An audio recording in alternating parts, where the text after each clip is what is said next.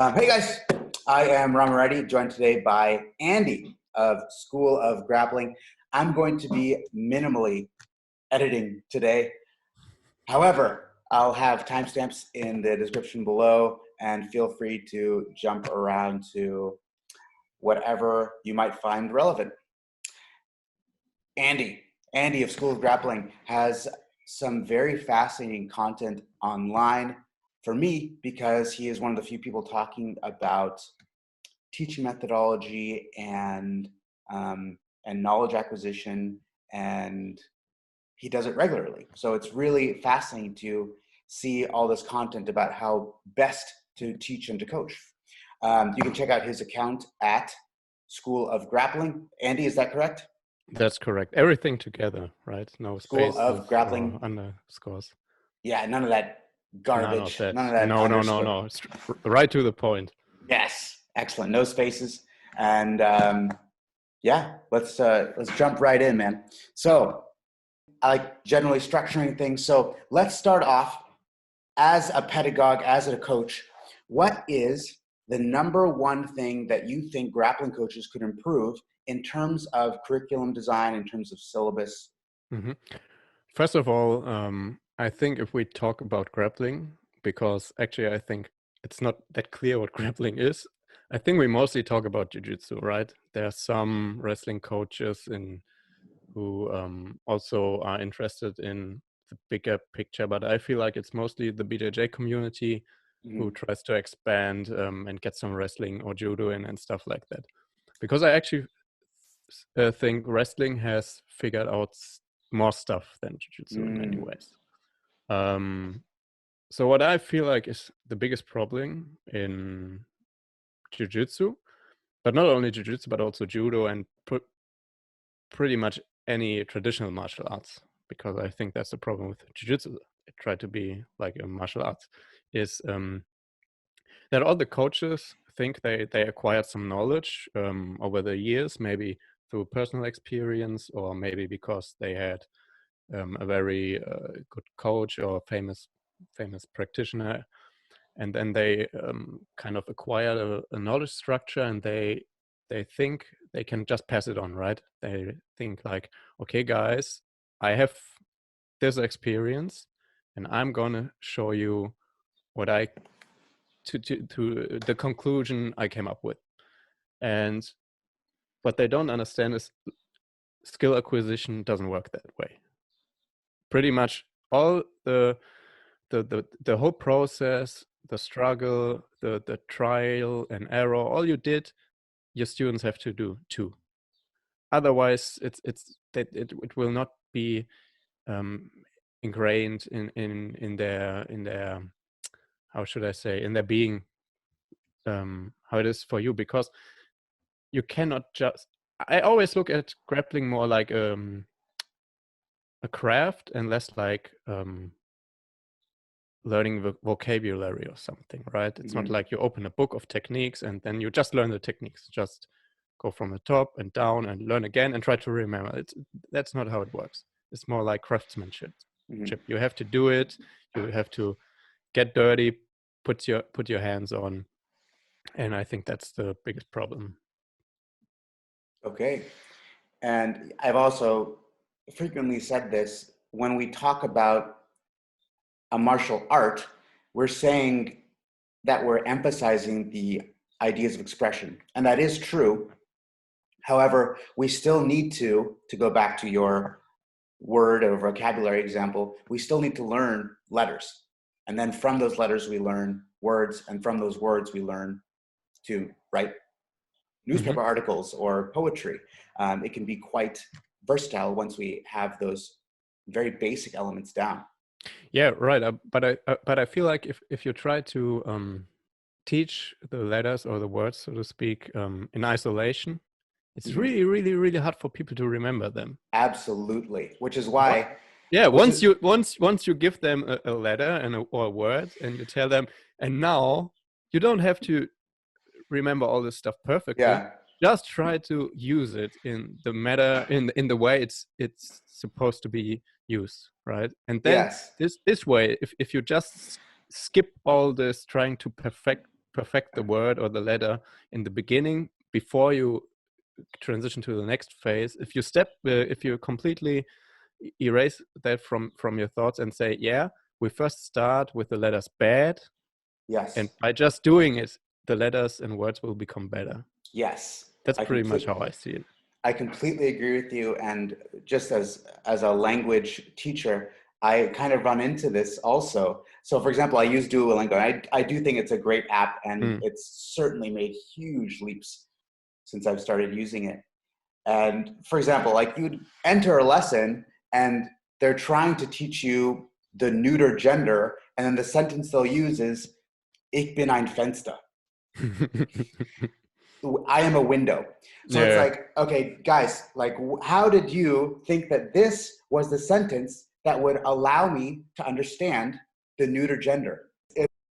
That a lot of grappling coaches, not a lot, but a good amount of jiu-jitsu coaches kind of have this approach where they'll say, all right, guys, today we're learning triangle to omoplata. And the student might be saying, okay, what is triangle? And what is omoplata? Yeah. So there's two new elements. But not only that, they might be saying, what is guard? Why are we learning triangle and omoplata when I don't have the concept of guard? Is kind of the very common faux pas that I'm seeing in a lot of these, in a lot of classes.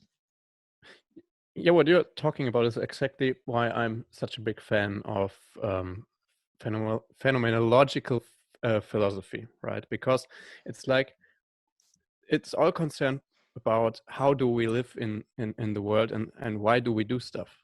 And could you repeat that? You're a big fan of phenomenology. It's a field of philosophy. Okay. And like what does that concern exactly? Yeah, it's like just being in the world, because like the phenomenologists said, okay, all this stuff about what is knowledge and what is the world, can we just skip all this and suspend our disbelief or belief and just say, okay, whatever, we are in this world, however we whatever this is, and but still we have to live in it, right? So how do we best live in that world, and what is meaning, why do we do stuff, and all, what is art, all this stuff is what they're concerned about. So what they talk about is, for example, we always need first a reason, for example, to do something. So you cannot just go to the person and tell them, no, we do half guard. If the person doesn't know why do I need half guard, where's the relevance for my life, to so to say, they will have a really, really, really hard time to remember anything, because A, they lack directionality, B, they lack intentionality, and C, there's just no relevance yet, because they don't understand. So that's one reason, for example, why I always try to teach backwards, right? If you show people, okay, here's a fully locked on body triangle from back mount, and for now, just guess somehow we got here. It doesn't matter for now. Let's just talk about, if we are here, now look, you can choke a person unconscious, and it's pretty easy if you do it right. So, and then you show them, and then you can even already do some really, really small positional sparring in that position. So people already, like, I show them the move, let's say the straitjacket system, right? From then up. So what I would do, I show them the system, and they will do some really conventional drilling, just going through the motions, what pretty much every coach does, right? But then I don't do it over and over and over and over again, but when I see some level of competence, doesn't have to be huge, I say, okay, and now we do like mini sparring. Just try what we kind of acquired as an ideal, or as an archetype, so to say, and now try that to in a more dynamic situation where the opponent, well, isn't just a dead fish. It doesn't matter for now. Let's just talk about, if we are here, now look, you can choke a person unconscious, and it's Mm-hmm. pretty easy if you do it right. So, and then you show them, and then you can even already do some really, really small positional sparring in that position. So people already, like, I show them the move, let's say the straitjacket system, right? Mm-hmm. From then up. So what I would do, I show them the system, and they will do some really conventional drilling, just going through the motions, what pretty much every coach does, right?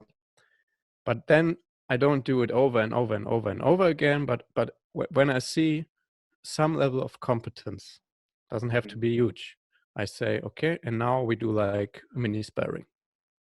Just Yes. try what we kind of acquired as an ideal or as an archetype, so to say, Mm-hmm. and now try that to in a more dynamic situation where the opponent, well, isn't just a dead fish.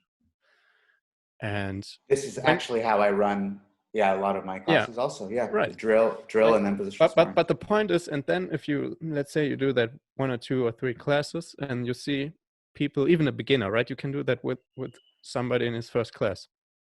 After a week or so, they will be pretty okay at that straitjacket system or the back control. Not awesome, obviously, but okay.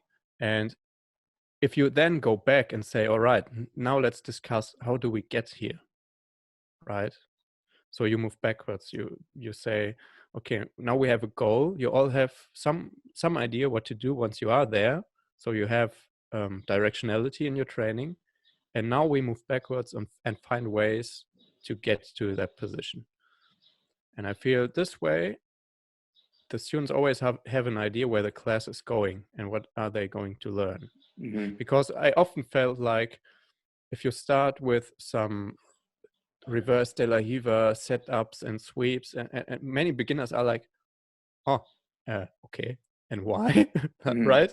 Because Yes. they don't understand the points, they don't understand maybe the grip fight that is going on, Hmm. and on and on and on. They have zero directionality. Okay. Could you go back slightly and just define directionality and intentionality for the listeners? Okay, you could give a person a ball, and then you can instruct them. Say, okay, you step your 1 foot there, and then you swing your leg this way, and then you kick the ball. And the person, let's say, never played soccer in his life, and the person just tries to mimic what you are trying to explain them. So that would be basically just mimicking a movement or form, but they have no reason to do it. And then there's another person who says like, okay, you see that rectangular thing over there 5 meters away? This ball has to get in there with your feet. And then people will have a clear sense of what they are trying to achieve. So they have a goal, and also they themselves guide their own movement. So it's intentional. It's like the movement is not it's not a means. It's just a means to a goal, right? Mm-hmm. So the point is, then they kick the ball, and then they did a directional and intentional movement, because they don't just try to mimic what somebody showed them, but they try to achieve a goal. And then the coach can step in and slowly kind of give cues on how to do it better.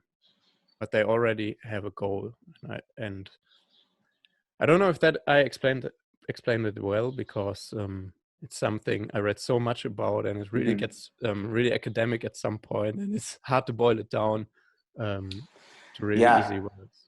Okay. But what I'll do is let's leave that as it is, and Yeah. we'll come back to it. And this is a great segue into the curse of knowledge, which I'm sure you're familiar with.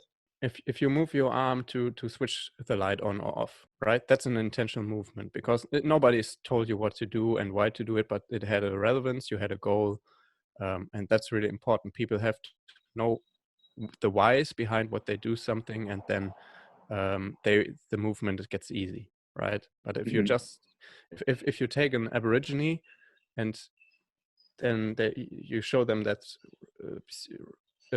weird switch, and you tell them move your arm this way to that switch, and he will look at you and say, what the fuck are you trying to say? Because he has no idea what he's trying to achieve. Why is he doing it? That's You're saying if you isolate the movement and you said, yes, all right, don't isolate the movement. Yeah. All right, Aborigine, Yeah. move your finger up and down. Yeah. Yes. Yeah. That's stupid, and it will not work. Maybe it will work because that's very simple, but it will not work for more complex things. Mm-hmm.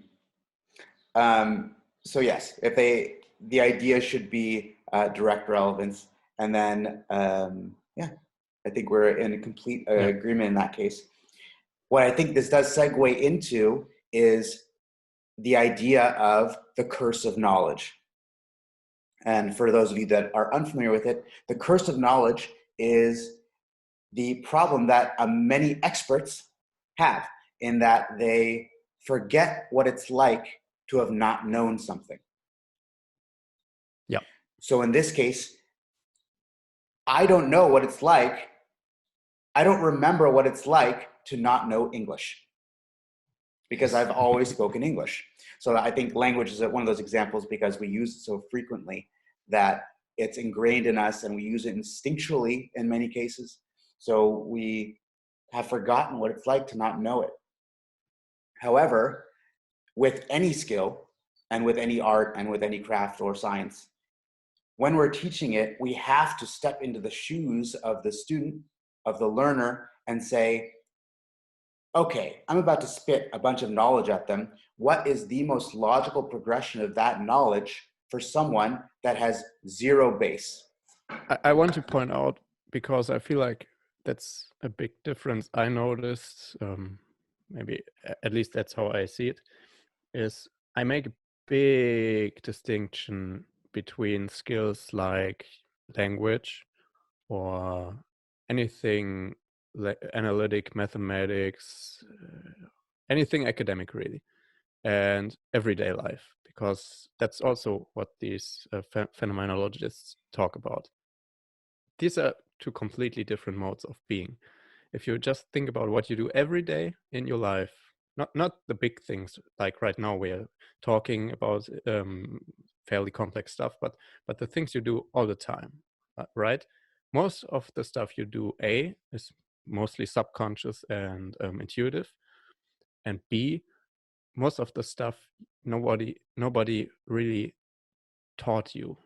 It just, you had to do it, right? You had to learn how to use a spoon. You had to learn how to walk. You had to learn how to speak, even, because if you, that's just your environment afforded that you had to figure it out. And most of the time we do it just with experience and trial and error.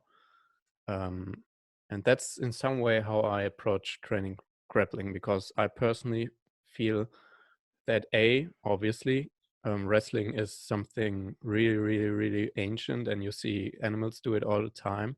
So who taught them how to grapple? Mm-hmm. It's not like grappling is not so much, at least how I see it. I know many people do, like a program code or algorithm. It's more like walking or jumping. Who taught you to jump? Right? Nobody did. You just were at the playground. You saw, maybe you saw somebody do it. You get a rough idea, and that's the point. For me, techniques are always rough ideas. You see somebody do it, you get a rough idea, and then you figure it out by yourself, by trial and error. Yeah. So But you see the directionality. Yes, but we can accelerate that process as a coach, and that's more where I see my role. It's like I give people an idea, then I want them to figure to really immerse themselves in the problem, figure it out themselves, but I give them help to make it way faster than if they were just alone. Yes. Yeah. Yeah. Through my teaching program, that was an important theme that was brought up. What makes you better than a neighbor?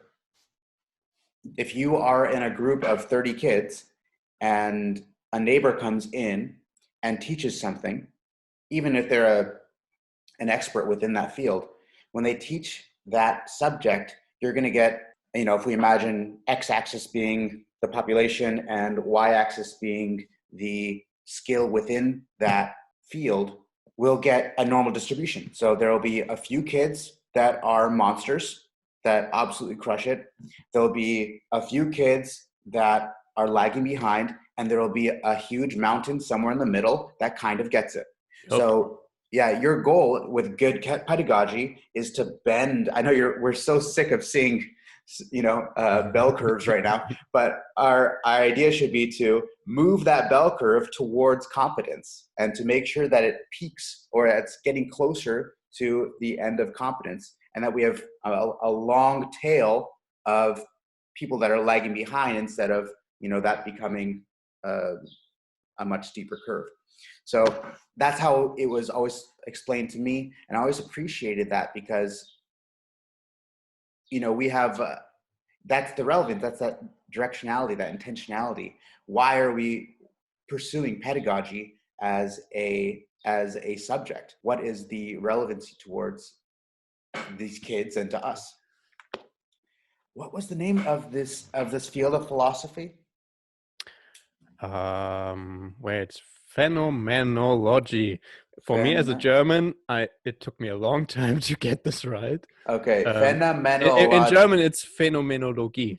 Yeah, right? In German, I can do it, but in English, it's pretty hard. Phenomenology. Do you know Heidegger? I've heard of Heidegger. Yes, he's a phenomenologist, or Merleau-Ponty, even Sartre in some ways. So these people are phenomenologists. So that's like very closely related to metaphysics and teleology. In some way, yes. In some ways, no. It's like really, basically, what they are trying to do. I don't know how familiar are you with philosophy? Like fairly, or Descartes, right? Oh, of course I know Descartes. Okay, good. So since Descartes, everybody tries to kind of bridge that gap between the material world and the ideal world, right? Okay. So what can we know, and what is knowledge? What can we be sure of? Is this all in our head, or is there a world outside? And how does that world relate to us? And all these questions. And what the phenomenologists, hard word, said, especially Heidegger, was like, yeah, okay, all these questions sound kind of stupid to me. Fact is, I live in this world here, and I just want to describe the stuff in the world, how I are situated in it, right? So he's asked question like, what is art? What is music? What is work? Why do we work? Why do we listen to music? Or it's all these he tried to go back to the philosophy in ancient Greek in some ways, like, because he felt like now philosophy is only talking about, oh no, the world does not exist, everything is just an illusion, and it's always the same kind of cycle jerk of, oh, what can we know, and is there anything? And he was like, okay, I just want to fully suspend this question and just move on. That's where this whole kind of yeah. So then it moves almost towards like the idea of, yeah, like you're saying, ancient Greek and ancient Roman, kind of the sense of virtue, an idea of like arete, kind of these, how do we cope? How do we cope with the world? How do we cope? Yeah, exactly. Yeah. Coping, for example, is one of the main terms in phenomenology, like skillful coping or meaningful coping. Coping is huge in philosophy, in that kind of philosophy. Because we have all of these. Yeah. So basically, I guess you could summarize all of phenomenology in one sentence. How do we cope with the world? That's basically phenomenology. I'm going to look it up if I can spell it. Yeah, I can. I will write it to you. It's I feel like once you get it, it all makes sense. But if you read the source material, it's really, really, really, really hard. Really, not because it's that complicated, just because, especially Heidegger, the way they write, it's just hideous to read. Yes. Yeah. This is maybe a bit of this curse of knowledge thing also, Yeah, where they're absolutely. giving, obviously everyone's read Foucault, and when you read Foucault, you're like going down every possible alley. He's going through every possibility, every permutation of every possibility, and then he's like, and then this, and you're always kind of having to navigate that yourself. But he's trying to be exhaustive, and then you're just confused. Yes. Absolutely. Which is also curse of knowledge, and that's also curse of knowledge, exactly, because actually I knew for a long time about phenomenology, and the first time I tried to read it, I was like, I couldn't do it. It was just too hard to read, too complicated. And then I just listened to many just basically very simplified essays or even YouTube videos, and then I got kind of a hang of it, right? I knew where it was going, and then after I had a rough idea, then I went back and read it again, and then things started to make sense, but only because I already knew kind of what they were trying to say. So I once shared this documentary, Being in the World. Did you see that? I don't think so. No, I did not. Okay, I will send it to you. That personally, I think, is like the ideal start into that kind of thinking, because it's maybe a 1.5 hour documentary, and it's really easy, but absolutely great. And once if you really get the idea and feel like, oh yeah, that stuff sounds really interesting, then you have a good point to start. So I can share that video with you. It's great. Interesting. Yeah, so last week I was on a shoot, and my client was working on a online course, and he talks a lot about psychology and it was very interesting because he talked about the idea of quality and how quality is much more important than quantity, even if how quality is more important per capita, per unit, than quality over the entirety of the length of time or the entirety of combination of the unit. In this integral. Case, yeah, the integral, is that correct? Can I say that? Okay. I mean, that is mathematically the space under a curve, right? If you sum everything up. Yes. So the component is more important than the integral. Correct. Thank you for that. So for the example that he used was, you have 3 phones. They're all beautiful phones, and you ask someone to guess the price of these 3 phones. The combination, all 3 phones together, the sum. You also have those 3 phones also with one crappy phone that's broken. So one of the 3, or is it the 4th one? No, there's a 4th phone on top of the original 3. Okay. And you ask people to guess the price of that batch. And they will, so I mean, these are two. I can imagine. There's an A and there's a B. Yeah.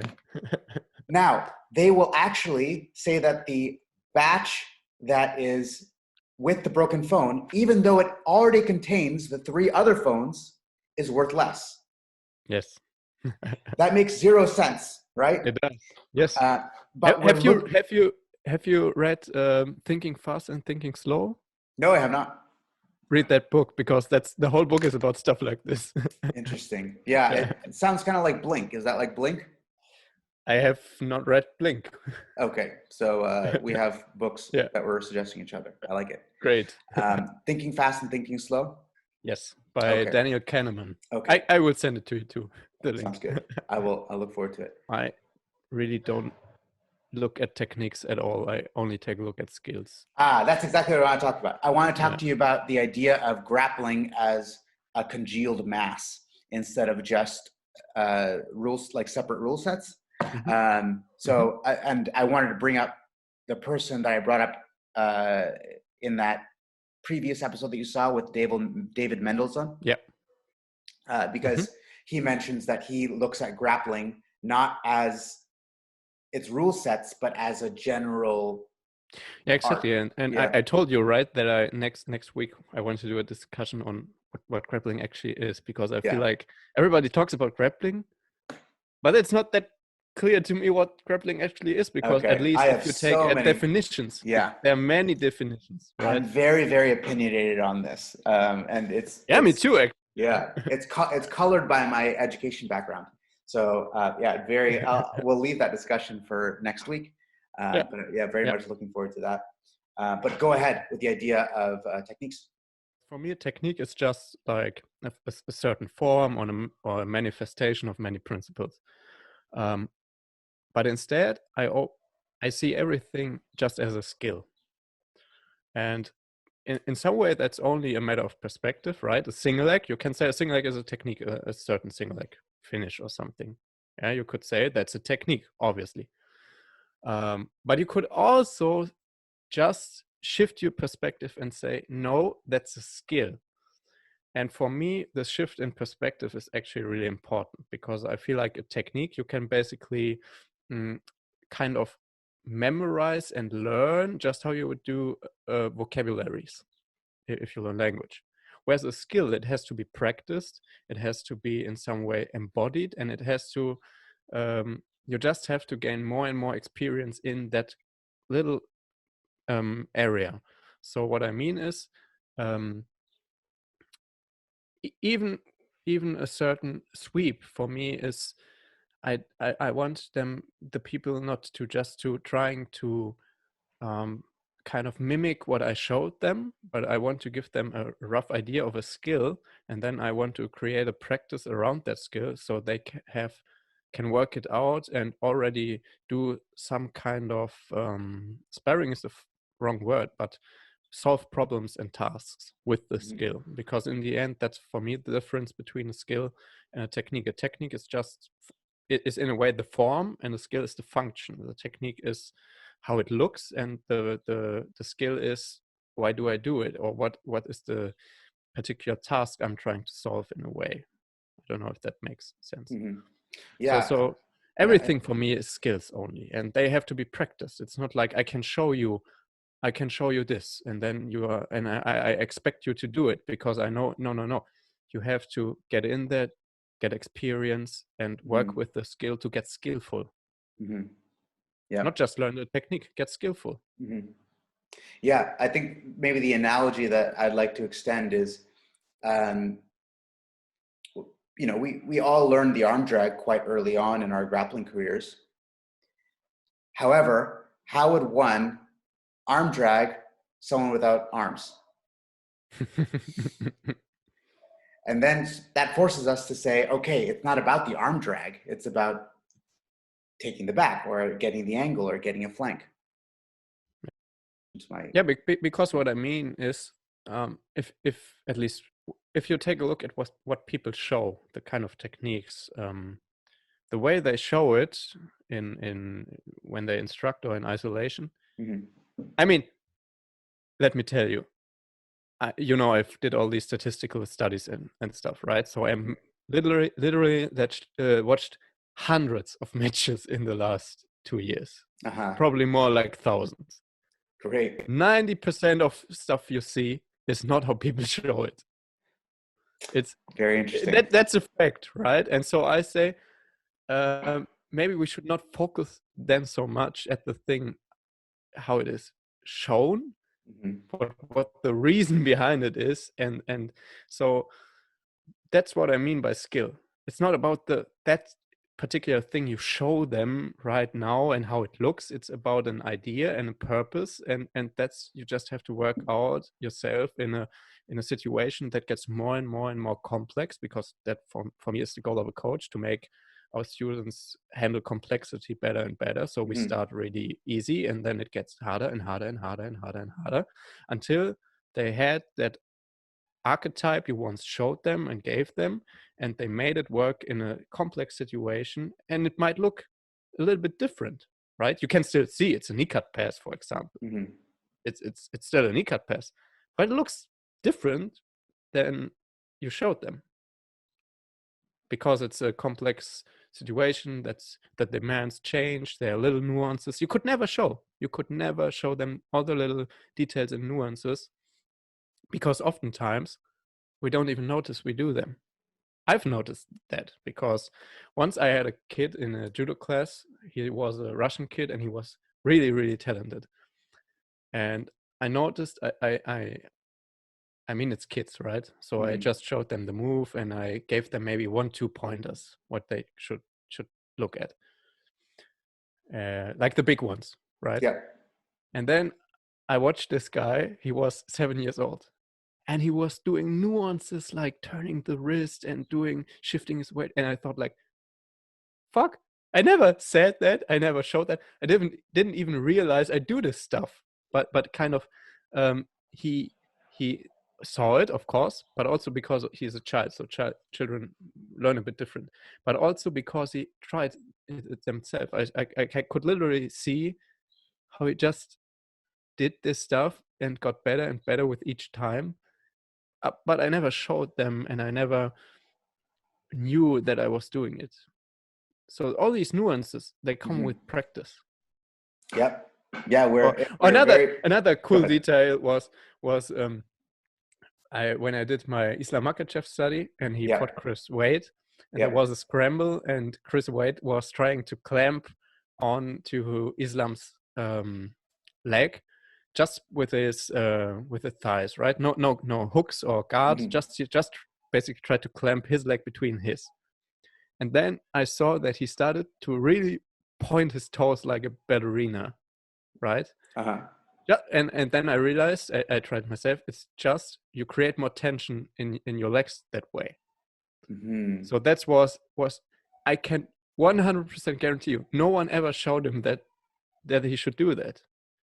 But he just realized in that moment, maybe he didn't even do it before. It what just came up, and that you can create more tension if you point your toes like a ballerina in your legs. And but what I mean is, nobody ever showed him that. No way. These are the nuances you only get if you practice and experience these kind of situations over and over again. I'd have to watch that. I'd have to watch that again to see. But you cannot teach that stuff. Yeah. So, I mean, we might have a disagreement there. I think you can teach that stuff. And I think people, if they're being very hyper conscious, do. Like if we look at, for example, a judo technique and we say, okay, here are the, in judo schools, a while ago, at least, they were teaching them in 3 or 4 different steps, depending on the school. And, so usually you'd start with the kuzushi and then you go into the surikomi and then surikomi to kake. So in each of those cases, in dividing that, we've said, okay, here are the broad phases.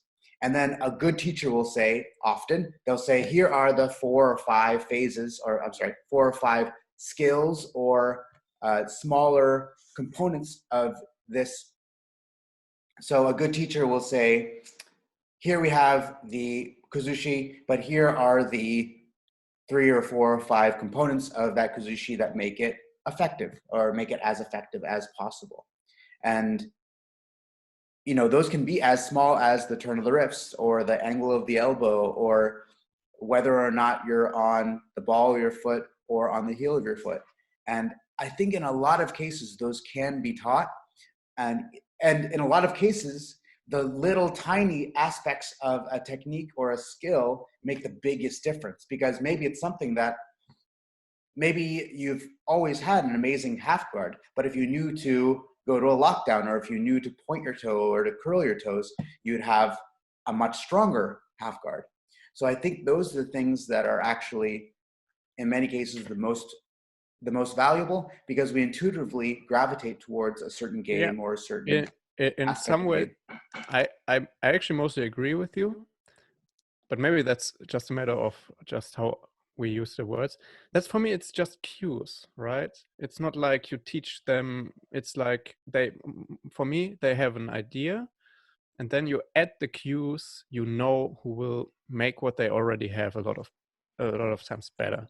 So I personally try, for example,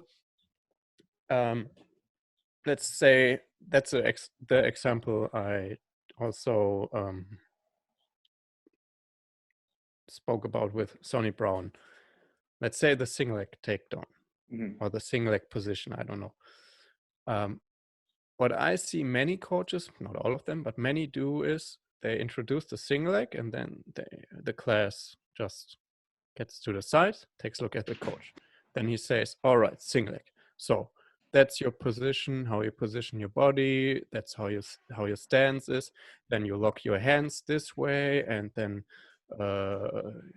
the lock is very important. Then you keep your head there, and then he shows all the important cues, and it's fine. And people try to kind of juggle a lot of balls, and that's really hard for people, in my opinion. Very, very hard to remember all this stuff. And what I try to do, I literally try to, and I know many coaches disagree with that, is I start them bad. I just give them a little game, and the game I say is, okay, that's the game. Hold one leg, and the other person tries to escape. Okay. So it's a really bad thing, like obviously.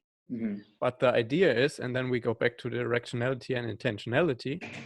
I start off with a task and a problem and a rough idea. I give my students the idea that holding somebody by one leg is a really hard thing to do. It's not that easy. But people already then gain some experience with that game. It doesn't have to be long, right? You can just play this game, like do 1 minute rounds, maybe 3-4 rounds. That's 5 minutes. And then you say, okay, guys, everybody now had some experience, and maybe you realize that you have this problem and that problem, and people got out because of this and because of that. And then you start introducing little cues. So then you say, okay, if you lock this way, and if you put your head there, things get easier for you. And then you show them, people go through the motion, just do it a few times until I see, again, some competence. And then I say, okay, let's now go back to the game. Try it again with the 2 cues I just showed you. And then people will again have a situation with already some level of complexity and relevance for them, and they have a goal and they have a task, but now they have 2 more tools or 2 more cues, and it gets better, right? And then maybe you add another cue and another cue and another cue, and you build up more cues and more cues and more cues, but you never go away from the actual task and the actual game and the actual goal. So that's how I approach it. I start bad and build more cues into it. And yeah, because let's be honest, not everybody teaches Olympic athletes or professional athletes. Many people just want to have fun and use the stuff they learn right away. So if you always try to wait until they do everything right, I feel like it can get dry really, really fast. But if you always say, okay, right, you learn something and it's not perfect, you're not a black belt, but you can still use it against someone who has your level. You don't need to be an All-American to take somebody down who is never done wrestling, right? Yes, it's like exactly. Start them off with something and just show them that something, even though it's not perfect, maybe not even good, still works in some environment. And then Yes. and when they get better and better and better, then obviously there is a need to also add more finesse and more cues and stuff like this. But many people actually, because maybe they only train once a week, never reach that point even. Yeah, that's very interesting. I mean, this goes back to the idea of relevancy too. Yeah. One thing I do say is, you know, even if you don't, let me rewind that. One thing I do say is that your jiu-jitsu or your grappling skills should be able to defuse your drunk uncle. Absolutely, yes. Right? Like he Yeah. had too much vodka, you know, Yeah. whatever. And then, you know, you just have to like make sure you can hug him and he doesn't really know that he's kind of being confined or otherwise Yes. controlled. But like, Yes. yeah, you can just make sure that he's not Yeah. doing anything too stupid. Yeah, or even take a look, I don't know, at least you have some wrestling experience, obviously, probably even more than me. But even if I see black belts, world championships in jiu-jitsu, and I see their wrestling, I want to puke sometimes because it's so bad. It's really, they have not even the basics down. But guess what? It works for them. Yeah. In that situation, it just works. They don't have to do everything right because in the environment they're in, it just works. It's functional, and that's really Yes. important because especially that's the idea. Even if you are a grappler, and I see myself as a grappler, I teach grappling. I don't teach jiu-jitsu. I don't teach wrestling. Of course, maybe one would see my guys and say, from a wrestling standpoint, they are not that awesome. Yeah, but also because we have to juggle a lot of more balls, and you don't have the time to just focus and invest on one skill and get to Yes. that level of competency. But also, Yes. you don't have to. Also, oftentimes you don't have to because the environment is just different. Just take a Yes. look at MMA. Most great MMA wrestlers, great, all-time great, would get wrecked in a freestyle match. Yeah, that's fair. And you know, it's the classic example of the generalist versus the Yeah, specialist. absolutely. So for me, that's what I mean with form and function. It's like if it's if the function is appropriate for what you're doing, then and the form just looks how it looks, that's fine. It's always just functionality. All right, guys. That was our talk with Andy from School of Grappling. Andy, do you have anything coming out in the next week that people should know about? Oh, in the next week, I don't know, to be honest, because I always do a lot of stuff parallel and I never know which is done when. But yeah, just keep a look and watch out and stuff. There's a lot of great stuff I'm working on. Awesome, Andy. So I look forward to talking to you soon, and thanks so much for sharing your time. And guys, if you can, check out School of Grappling. That's one word, none of the fluff, no underscores, on Instagram and on Twitter. And check out what Andy's putting out. It's really great content for teachers and instructors. Thanks for having me.